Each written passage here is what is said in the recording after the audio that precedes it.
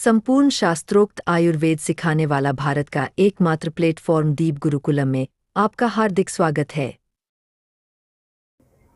नमस्कार दोस्तों। तो दोस्तों आज हम पढ़ने वाले हैं ऋतुचर्या के बारे में कि ऋतुओं का हमारे शरीर पर क्या प्रभाव पड़ता है और कौन से दोष हमारे शरीर में ऋतुओं के हिसाब से बढ़ते व घटते हैं और किस ऋतु में हमें किस चीज का सेवन करना चाहिए ताकि हम बीमारियों से बचे रहें। तो चलिए स्टार्ट करते हैं।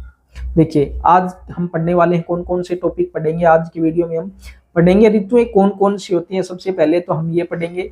उसके बाद में पढ़ेंगे हमारे शरीर पर पड़ने वाले ऋतुओं के प्रभाव, यानी कि हमारे शरीर पर ऋतु जब चेंज होती है तो उसके क्या प्रभाव पड़ते हैं। तीसरा है किस ऋतु में किस दोष का संचय प्रकोप व शमन होता है, इसके बारे में भी आज के वीडियो हम पढ़ेंगे। जैसे आप सभी लोग जानते होंगे वात पित्त और कफ 3 दोष होते हैं, तो किस ऋतु में कौन सा दोष बढ़ता या फिर कम होता है। और एक दिन में भी ऋतुओं के समान दोषों की वृद्धि प्रकोप व क्षमता होती है, यानी कि जिस हिसाब से ऋतुओं में कोई दोष बढ़ता व घटता है उसी प्रकार दिन और रात्रि में भी दोष बढ़ते व घटते हैं। किसी दोष का प्रकोप ज्यादा होता है और किसी दोष का प्रकोप कम होता है। आगे हम पढ़ेंगे दोष संचय के लक्षण। तो ये सारी चीजें हम आज के वीडियो में पढ़ने वाले हैं। तो देखिए सबसे पहले हम पढ़ते हैं कि ऋतुएं कौन कौन सी होती हैं, है ना, कि कौन कौन सी ऋतु। जैसे कोई इसमें अलग अलग ग्रंथकारों के अलग अलग मत हैं।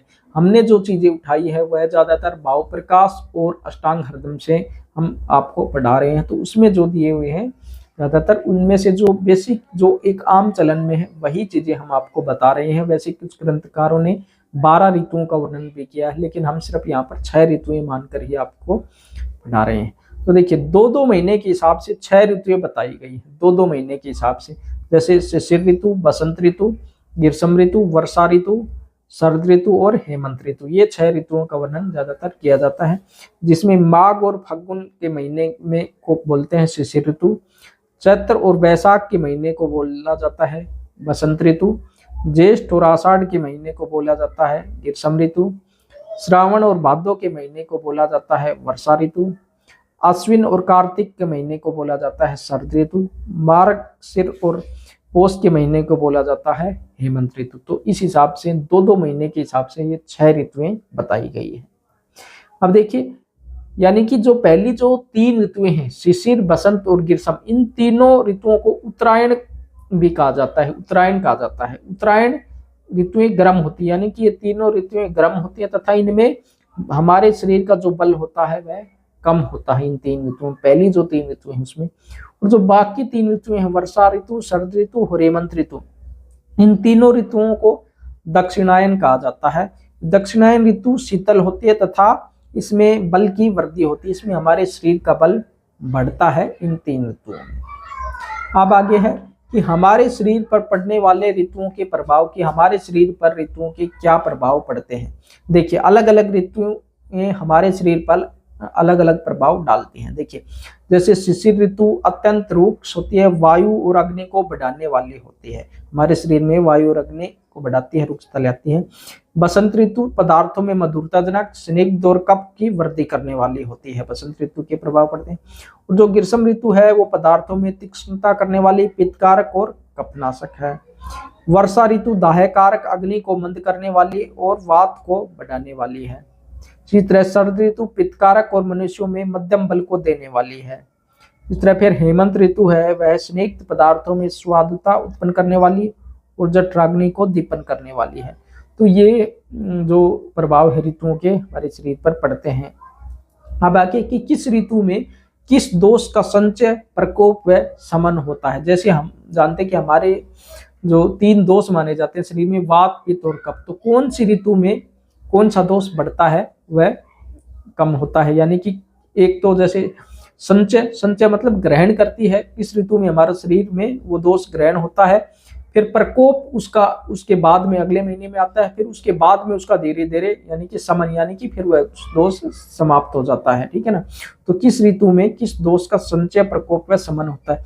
तो ग्रीष्म ऋतु में वायु का संचय होता है, यानी कि ग्रीष्म जो गर्मियों का जो दिन होते हैं ग्रीष्म ऋतु में वायु का संचय होता है, यानी कि हमारे शरीर में वायु बढ़ने लगती है। और वर्षा ऋतु में वायु का प्रकोप होता है, यानी कि ग्रीष्म ऋतु में तो हमारे शरीर में वायु बढ़ेगी और फिर जो वात से संबंधित जो बीमारियां आएंगी वो हमें वर्षा ऋतु में उसका प्रकोप, यानी कि वात की बीमारियों का ज्यादा प्रकोप हमें वर्षा ऋतु में देखने को मिलेगा। और फिर शरद ऋतु में वायु का समन होता है। फिर सर्दियों में जो वायु की जो बीमारियां हैं वो धीरे धीरे कम होने लगती हैं। तो इसी तरह वर्षा ऋतु में पित्त का संचय होता है, शरद ऋतु में पित्त का प्रकोप होता है और हेमंत ऋतु में पित्त का समन होता है।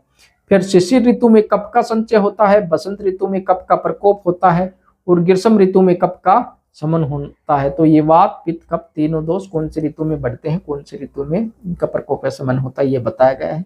आगे है आहार विहारों से दोषों का संचय प्रकोप और समन तत्काल होता है, यानी कि जो हम खाते पीते हैं उनसे जो ये दोष हैं उनसे हमारे शरीर में तुरंत प्रभाव पड़ता है। जैसे ऋतुओं में तो इस महीने में मान लो संचय हुआ है तो अगले में प्रकोप होगा, फिर उसका समन होगा, लेकिन जो हम खाते पीते हैं उनका हमारे शरीर में इसका तुरंत प्रभाव दिखने लगता है। जैसे हम कफ वाली चीजें खाएंगे तो फिर हमारे शरीर में कफ बढ़ने लग जाएगा, वात वाली खाएंगे तो वात बढ़ने लग जाएगा, पित्त वाली खाएंगे तो पित्त बढ़ने लग जाएगी, तो इसका तुरंत प्रभाव पड़ता है। ठीक है, आगे है कि एक दिन में भी ऋतुओं के समान दोषों की वृद्धि प्रकोप व समता होती है। जैसे दिन के पहले भाग में बसंत ऋतु के और मध्याह्न में ग्रीष्म ऋतु के और अपराह्न में शिशिर ऋतु के, प्रदोष में वर्षा ऋतु के और अर्धरात्रि में शरद ऋतु के और पिछली रात्रि में हेमंत ऋतु के लक्षण होते हैं। अब देखिए, यानी कि बसंत ऋतु के पहले भाग में, यानी कि दिन के पहले भाग, यानी कि सुबह के समय जो बसंत ऋतु के जो लक्षण होंगे वो हमारे शरीर में उजागर होंगे। और फिर दिन के दोपहर में, यानी कि जो ग्रीष्म ऋतु के जो लक्षण होते हैं, ग्रीष्म ऋतु जो प्रभाव डालती है, जैसे मान लो कफ पित्त को वात को जो कम गति करती है, बढ़ाती है, तो वही लक्षण दिन में हमारे शरीर में नजर आएंगे। और अपराह्न में, यानी कि शाम के वक्त, ठीक है, दिन के ढलने के वक्त शिशिर ऋतु में जो लक्षण होते हैं वो हमारे शरीर में नजर आएंगे। और फिर उसके बाद में प्रदोष में, यानी कि जो रात्रि का जो प्रथम पहर होता है, ठीक है, वो वर्षा ऋतु के लक्षण नजर आएंगे। और अर्धरात्रि के समय शरद ऋतु के लक्षण आएंगे और रात्रि का जो अंतिम पहर होगा उसमें क्या होंगे, हेमंत ऋतु के लक्षण हमारे शरीर में नजर आएंगे। ठीक है ना, तो इस तरह से दिन में और रात्रि में भी हमारे शरीर में वात पित्त कम दोषों का एक विशेष प्रभाव होता है। किसी समय में कोई दोष कम होता है, कोई दोष ज्यादा होता है। इसी तरह आगे है दोष संचय के लक्षण। कैसे पता चलेगा कि हमारे शरीर में कि वो फलाना दोष संचय, यानी कि ज्यादा हो गया है, इस दोष का प्रकोप अब आगे बढ़ने वाला है, ये हमें कैसे पता चलेगा। देखिए, जब श्वास से कोष्ठ परिपूर्ण हो जाए, अंग में पीलापन दिखाई दे, जब जैसे फेफड़े इत्यादि, पेट इत्यादि में वायु से भर जाए पूर्ण, अंगों में पीलापन दिखाई दे, अग्नि मंद हो जाए शरीर की, शरीर में भारीपन आ जाए तथा आलस्य हो जाए और जिन पदार्थों में और अरुचि पदार्थों में अरुचि हो जाए, तो ये लक्षण दोष संचय के होते हैं। यदि हमारे शरीर में ये लक्षण दिखाई दे, अंगों में पीलापन, वायु ज्यादा हो जाए, अग्निमंद हो जाए, शरीर में भारीपन तथा आलस्य आए, पदार्थों में रुचि हो, तो ये लक्षण दोष संचय के होते हैं कि हमारे शरीर में कोई दोष संचय हो गया है, अब उसका प्रकोप आने वाला है।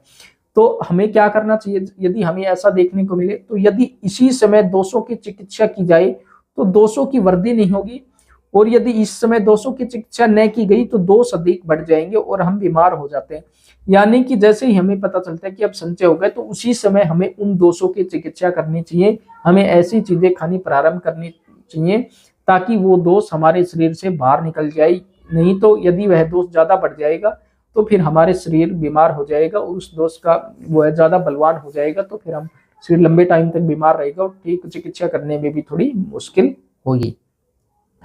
तो दोस्तों, ये हमने आज की वीडियो में पढ़ा कि ऋतुचर्या, ऋतुएं कौन कौन सी होती है और इनका हमारे शरीर पर क्या प्रभाव पड़ता है, इसके बारे में हमने बेसिक जाना।